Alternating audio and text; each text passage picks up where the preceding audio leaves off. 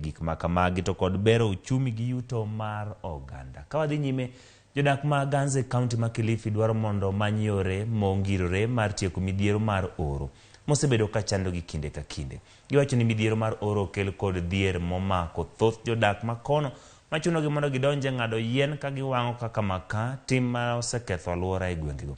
Nonro mogol kod kweth marakore kod midhiero matuch kata mawuok apoya e kaunti ma Kilifi yango ni maram ji 200,000 oro osekelnegi midhiero ahinya to e ward ma Bamba kod Sokoke, ka gikoyo piny owacho mondo ket okenge mag pidho yien kendo neno ni kwan mar bunge omedore e gwenge ma kono.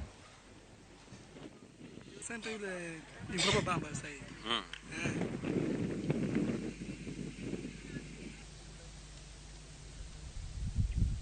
Wala hawezi toroka.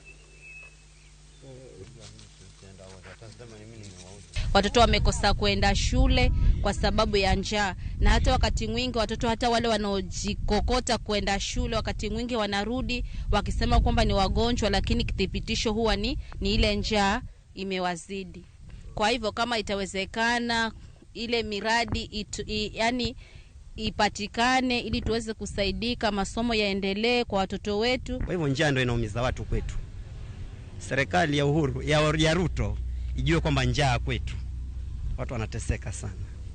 Kwa hivyo naomba serikali isaidie sana huku kwetu, haswa eneo la Ganze. Kusema kweli hii sehemu yetu ya hii sehemu ya huku jamani ni mbaya. Hata kama kuna usaidizi ambao unaweza patikana upatikane haraka, si mambo ya kungoja kesho ama kesho kutwa. Hiyo hali ni mbaya bana, si mambo mzaa. Kwa sababu sisi tunakaa huko chini tunashuhudia mambo kusikitisha, watoto hawaendi shule, si uongo. Maji ikija kwa wingi halafu iko imezuiliwa, watu wengi watapata maji, watu wetu watapata irrigation, watafanya irrigation wapate mboga, kwa sababu utapata mboga kama hii inatoka mbali. Na watu wetu wana bidii, wana uwezo, lakini sasa kwa sababu hakuna kitu cha kufanyia shughuli, utapata sasa wakina moto wanapata shida. Mtu saa hii hapo nyuma hapo ilikuwa kwa mtu anakula mara moja kwa siku. Hiyo saa hii hakuna, ndugu yangu. Kuchimbwe mabwawa ambayo yakiingia maji yanaweza yakahifadhi hayo maji maybe kwa miaka 3. Kwa sababu tunajua kwamba ikipita miaka 3 huo mwaka wa 4 labda hautaisha, kutanyesha mvua kubwa sana. Alafu hiyo mvua